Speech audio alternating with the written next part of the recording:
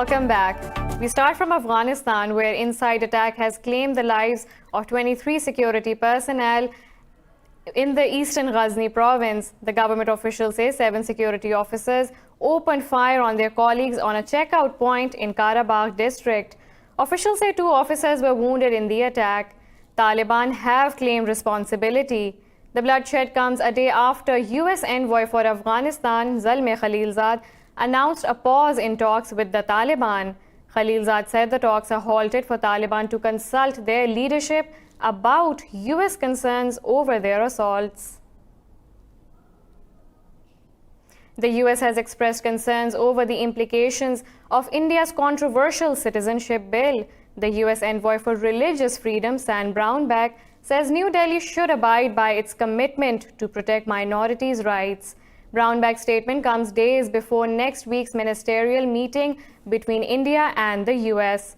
Meanwhile, violent protests against the bill have spread to West Bengal and Uttar Pradesh. Kolkata witnessed demonstrations at several places, bringing traffic to a standstill. Mass protest rallies were carried out in Howrah, Murshidabad, Birbhum, parts of Burdwan, and North Bengal. The agitators are rallying against the controversial act, which gives citizenship to minorities except Muslims. Earlier, the UN's Human Rights Office also condemned India's Citizenship Act. It said the act is discriminatory in nature as it does not extend protection to Muslims. The US and the United Kingdom have issued travel advisories asking their citizens to avoid visiting the northeastern states of India. The advisories have been issued in the wake of recent violent protests over the controversial citizenship law. The 2 governments have temporarily suspended official travels to Assam and Tripura states, where demonstrations have turned fierce. The law stands to give citizenship to non-Muslim minorities from 3 neighboring countries. Indian opposition leaders have termed the act unconstitutional and discriminatory against Muslims. The US has warned Iran of a decisive response if its personnel or partners are harmed in Iraq. In a statement, Secretary of State Mike Pompeo accused Tehran of firing rockets at a military base housing US troops near Baghdad airport this week. Pompeo said Iran must respect the sovereignty of its neighbors. He said Tehran must immediately stop providing aid and support to third parties in Iraq and beyond. Turning to Lebanon, Pompeo said the US will continue to support the Lebanese people in their fight against government corruption and terrorism. Earlier, the US Treasury Department imposed new sanctions against 2 alleged Hezbollah money launderers and financiers. Malaysia says the US sanctions imposed on Tehran violate the UN Charter and international law. Speaking at the Doha Forum, Prime Minister Mahathir Mohammed said Kuala Lumpur does not support the reimposition of sanctions against Iran. Mahathir said Malaysia and other countries have lost a big market because of this embargo. The Prime Minister argued sanctions can only be applied by the UN in accordance with the Charter. Earlier on Wednesday, the US announced a fresh round of sanctions against Iran, targeting its shipping network. Meanwhile, Pakistan's Prime Minister Imran Khan has left for Saudi Arabia on a 1-day visit. The Foreign Office said the Premier will discuss bilateral relations and regional developments with the Saudi leadership. It said the visit is part of regular exchanges between the leadership of both countries. This is Prime Minister Imran Khan's 4th visit to Saudi Arabia this year. Following a 1-day trip to Iran in October, Khan visited the kingdom as part of his initiative for peace and security in the region. Qatar says a small progress has been made in resolving a 2.5-year-long dispute between Doha and its Gulf neighbors. This comes less than a week after a summit of Gulf states concluded in Riyadh.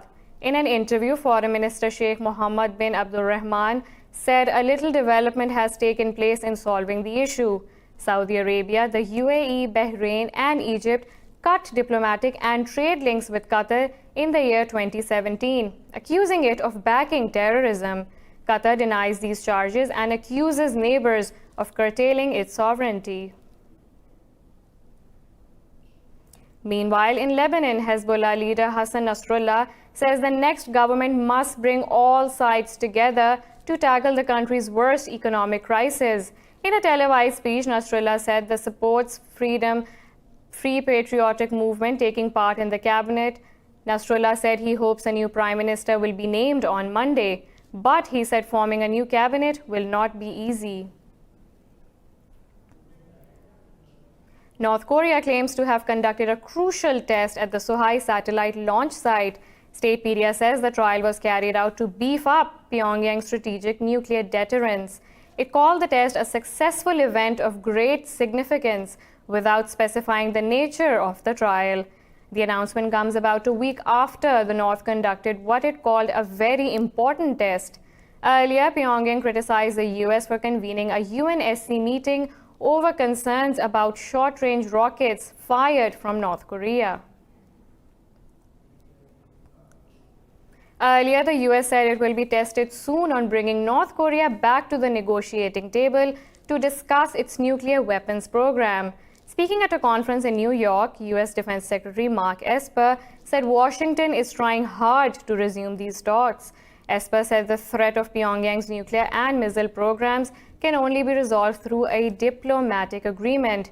He warned that a war on the Korean Peninsula would be horrible. Tensions between the sides have renewed in recent weeks.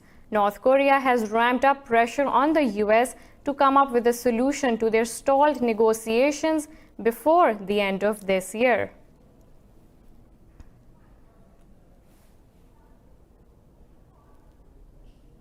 Hundreds of people have taken the streets of London to protest against Britain's election results. The demonstrators chanted, "Boris Johnson is not my Prime Minister." Opposition supporters blocked the traffic in London a day after the Conservatives won the poll. The demonstrations drew a heavy police presence in the capital. Protesters demanded amendments to the UK's refugee policy. The Conservative Party have won a majority with 365 seats. The Labour Party could only manage 203, while the Scottish National Party won 48 seats.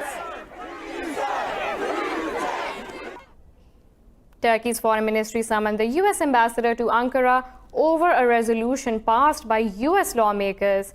This motion recognizes the killing of Armenians during the First World War as genocide. The foreign ministry said Turkey's dismay has been conveyed to the US envoy. Ankara has condemned the move, accusing US lawmakers of politicizing history. The foreign ministry has declared the vote null and void. The UN has renewed the mandate for the agency supporting Palestinian refugees for another 3 years. The United Nations Relief and Works Agency has faced budgetary difficulties since the US ended its $360 million per year in aid. The agency mandate has been extended until the year 2023. It received 169 votes in favor and 9 abstentions, while the US and Israel voted against. Both Washington and Tel Aviv have accused it of mismanagement and anti-Israeli incitement. Palestinian President Mahmoud Abbas praised the victory for international law and the rights of the Palestinian refugees. We're taking a short break. Stay with us.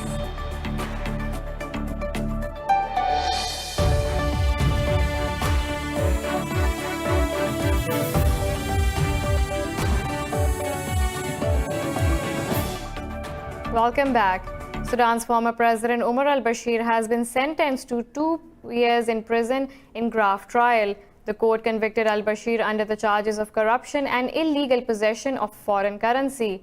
The final court session was heard in Khartoum on November 16th, including testimonies by the government's Auditor General. The case against alBashir centered around suitcases filled with multiple currencies worth more than 130 million found in his home. Bashir was overthrown following nationwide protests that extended for months and resulted in several deaths. Khalifa Haftar's Libyan National Army has claimed to shoot down one Turkish drone in Tripoli. The strike comes after the LNA confirmed it was making progress in south of Tripoli, declaring its control over a military camp. The LNA official said the army advanced in multiple directions towards the capital. Earlier, the LNA chief Khalifa Haftar urged his forces to advance for a decisive battle to take over Tripoli. Haftar said the time has come for the broad and total assault expected by every Libyan.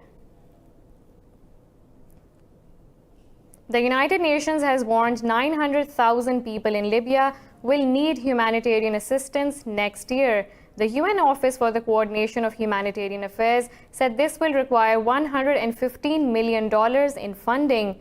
UN body said internally displaced people, non-displaced conflict-affected people, and refugees are the most vulnerable in Libya's crisis. Clean drinking water, medical services, and safe housing have been affected in the country, especially for women and children. The UN office said refugees and migrants continue to suffer human rights violations, exploitation, and abuse. Libya has been battered by escalating violence, unrest, and political instability since the fall of Muammar Gaddafi in 2011. The United Nations says Chile's police and army have committed serious human rights violations to quell recent mass protests. In a report, the UN Human Rights Office said the violations should be prosecuted. UN Mission Chief Aima Guerras Delgado said the police used excessive and unnecessary force in response to the demonstrations. Delgado said more than 1,600 protesters remain in detention. Earlier, Chile's lower house rejected a move to impeach President Sebastián Piñera. He was accused of failing to safeguard human rights during weeks of rioting. 26 people have been killed since protests over a rise in metro fares began in October and quickly spiraled out of control. In Nigeria, 14 soldiers and a police officer have been killed in a militant attack on the northeastern village of Mamuri. The military said militants stormed a security post in the village with more than a dozen pickup trucks fitted with machine guns. It said the military ran out of ammunition, which gave the insurgents the upper hand in the battle. In a statement, ISWAP, a militant group that broke away from Boko Haram in 2016, claimed the attack. Meanwhile, an ISIS-backed militant group has executed 4 people kidnapped at the town of Damasak in northeastern state of Borno. The global aid agency Action Against Hunger said the victims were among 6 hostages abducted 5 months ago. The humanitarian agency said the armed group claimed to have killed 4 hostages. One of the victims was murdered in September. The organization has condemned the killings and called for the immediate release of its last member of staff.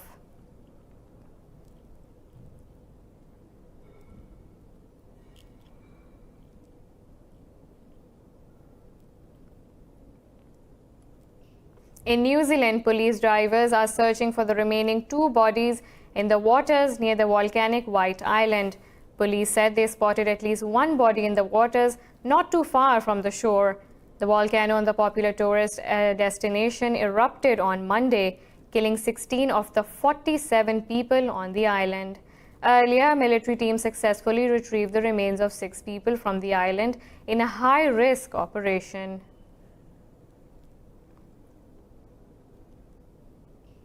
A heat wave and strong winds are fanning coastal bushfires, threatening property in Western Australia. Temperatures in the region have been hovering around 40 degrees Celsius, making it harder for firefighters to contain the blaze. Forecasters say the country could experience its hottest day on record next week. They say the heatwave is also set to make its way east. The Bureau of Meteorology says temperatures are likely to exceed 40 Celsius in many areas from Wednesday. The current record of 50.7 Celsius was set on January 2nd, 1960, in the outback town of Oodnadatta in South Australia. Bushfires have killed at least 4 people across the east coast of Australia since November. The fires have burnt 2.5 million acres of farmland and bush. More than 400 homes have also been destroyed. At United Nations Climate Summit, negotiations that were due to close on Friday continue after talks hit an impasse in Madrid. Nations are split over the plan of action as the US, India, China, and Saudi Arabia are reluctant to enhance their targets in the short term.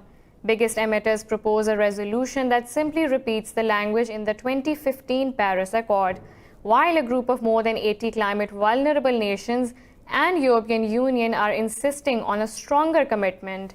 The Madrid Agreement must be approved by consensus before next year's Glasgow summit, after which Paris Treaty becomes operational. The UN says emissions would need to drop by over 7% annually till 2030 to limit warming to 1.5 degrees Celsius.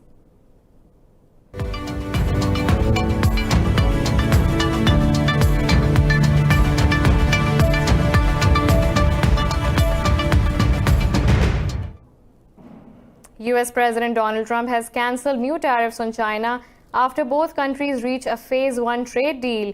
The tariffs were due to take effect on Sunday. President Trump said existing tariffs on $250 billion of Chinese imports will stay in place, pending further talks on a second phase deal. He said Washington will open the second phase talks immediately rather than wait until after the US presidential elections. Chinese Vice Finance Minister said Beijing will cancel retaliatory tariffs on the US. He said China will buy $50 billion worth of US agricultural products. The Chinese official said the next step is for both sides to go through the legal steps and set a time to sign this deal.